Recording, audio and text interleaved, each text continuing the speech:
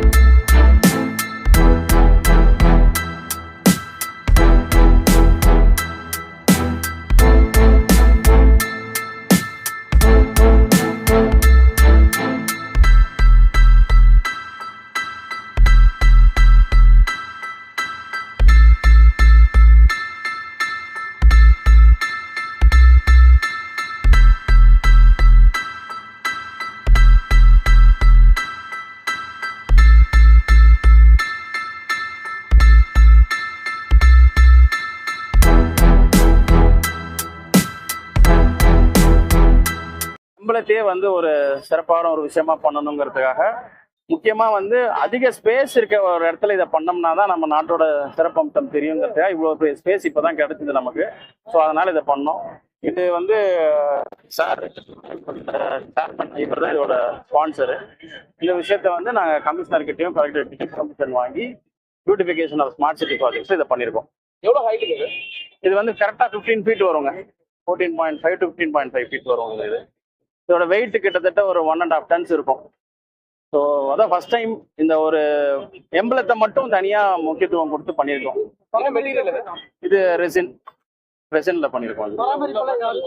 பராமரிப்புலாம் ஆர்கோல்டு தான். அவன் மெயின்டெனன்ஸ் ஸ்பான்சர் அண்ட் மெயின்டெனன்ஸ் ஆர்கோல்டு அண்ணகிட்ட. சாரி, இது கமிஷனர் கார்பரேஷன் கமிஷனர் சார் வந்தார், மிஸ்டர் சிவகுரு சார் ஓப்பன் பண்ணாரு. ஸோ இந்த மாதிரி ஸ்டாச்சுஸ் கோயம்புத்தூர்ல எவ்வளவு பண்ணியிருக்கீங்க, அது எந்த அளவுக்கு மெயின்டைன் பண்ணிருக்கீங்க? இது 8 ஸ்டாச்சு இப்போ வரைக்கும். இன்னும் 5 to 6 ஸ்டாச்சுஸ் இன்னும் பண்ண வேண்டியது இருக்கு. ஸோ எல்லாமே அந்தந்த கிளைண்ட்ஸ், அந்தந்த ஸ்பான்சர்ஸ் தான் இந்த மெயின்டெனன்ஸ் பார்த்துக்கிறாங்க. நாங்களும் எங்களோட மெயின்டெனன்ஸ், எங்களோட சைட்ல இருந்து சப்போர்ட்டும் இருக்கு அது மெயின்டைன் பண்றதுல. ஸோ இப்போ வரைக்கும் பண்ண ஸ்டாச்சுஸ் எல்லாமே வெல் மெயின்டைன்டு, எல்லாமே லைட்டிங்கோட எல்லாமே ப்ராப்பரா இருக்கு.